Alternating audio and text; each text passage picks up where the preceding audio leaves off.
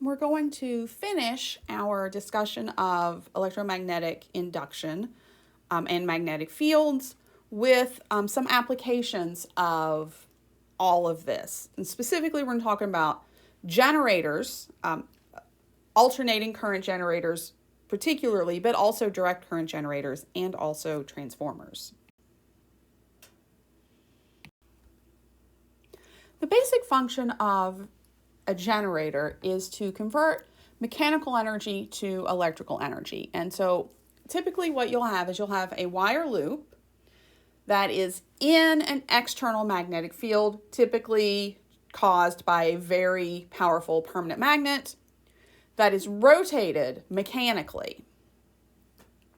And then that induces a current around the loop, right? This is just an application of Faraday's law and Lenz's law.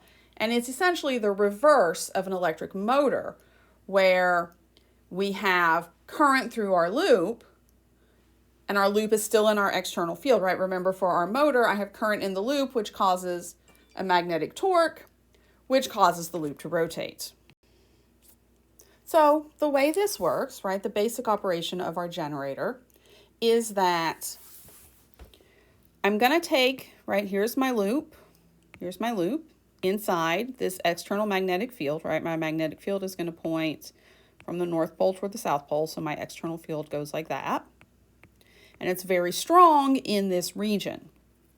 So if I crank this, right, either by hand or, with a gasoline motor or whatever, essentially I'm going to cause this to rotate. So I want my loop to rotate, and in this image, this top part is going to rotate towards the South Pole, and this bottom part is going to rotate away from the South Pole towards the North Pole.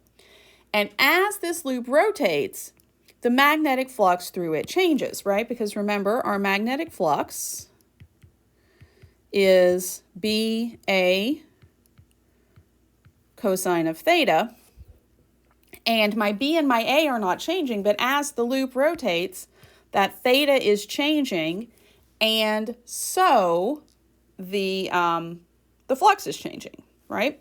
So as this rotates, we're essentially going from, in this image, right, my A, or my vector is going to point like this, so my theta is kind of small. So here we're approaching 0 theta, and when this is essentially straight up and down, my theta is 0, and then as this moves down, my theta becomes 90 degrees, and then back around to negative, and so on, right? As this rotates, my theta changes.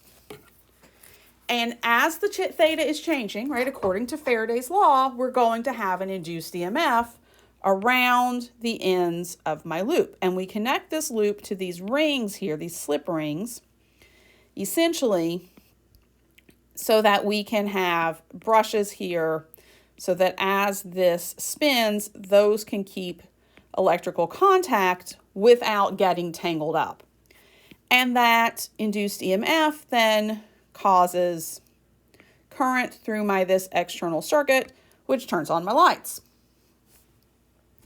Now, the EMF generated by the rotating loop is going to look like this, right? So my EMF, my induced EMF, which according to Faraday's law, right, is negative times my change in magnetic flux with time. But again, the flux that's changing is changing because my theta is changing.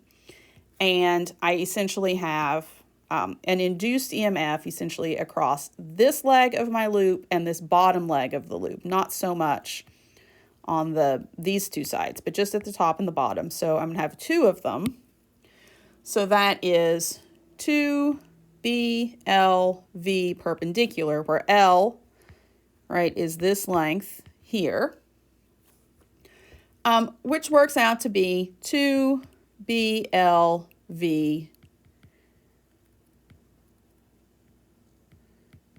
sine of theta, where my theta is the same theta that it was before.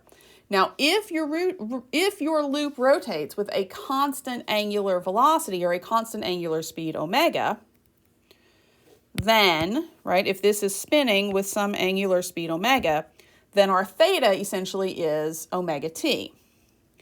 So then this becomes, if you work out the math, N times B times A sine omega t. Now, working out this math involves calculus, which obviously I can't do with you, but it works out that the induced EMF, or the induced voltage on my generator, is NBA sine omega t. And as time goes on, right, because again, this is changing. This is not a constant induced voltage. This is a changing voltage.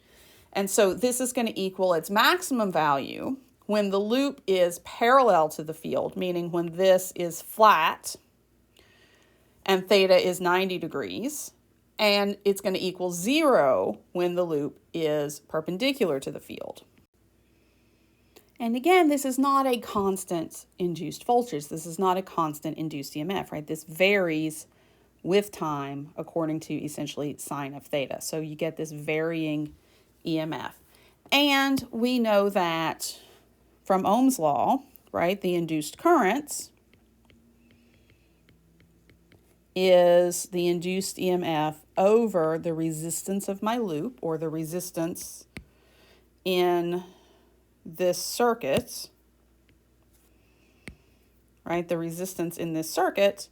And so this induced EMF, the induced current, is what we call alternating current, because since this is varying with time, this is also varying with time. And so here we get alternating current. This is an AC generator. Now, the components of a DC generator, where DC stands for direct current, are more or less the same as for the AC generator. The biggest difference is that our rings are split, whereas before we had two essentially continuous rings. Here I have one split ring with a contact on the top and a contact on the bottom, so that as this rotates, my current stays in the same direction. Now, direct current doesn't mean necessarily constant current. It just means that the current always is in the same direction, so that instead of varying up and down, above and below, right? So instead of switching polarity, I have still varying current or varying EMF, but it keeps the same polarity, so that one side is always positive and the other side is always negative. Now, if you want a steady current, if you want a constant current, then what you'll often have is you'll have these sort of stacked up, lots of loops that are stacked up and rotating slightly out of phase with each other, so that when you add them all up, it kind of smooths out and you'll get a roughly constant EMF and a roughly constant current all about at the top of this. Now, the last application of Faraday's and Lenz's law that we're going to talk about is the transformer. Now, a transformer is used specifically when you want to transmit electricity over distances.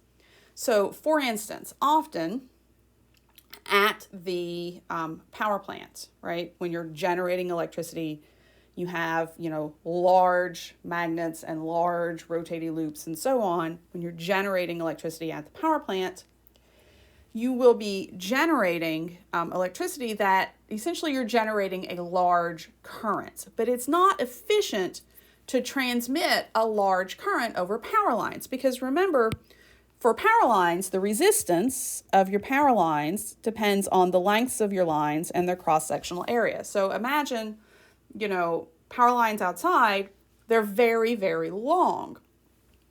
And energy is going to be dissipated on those power lines, right, as I squared R. So if the current is very big, then over this long distance, you're going to be dissipating, you're going to be losing a lot of the energy that you're essentially generating at the power plant. So you're going to be losing a lot of the energy in transmission, right, in getting it from the power plant to the houses.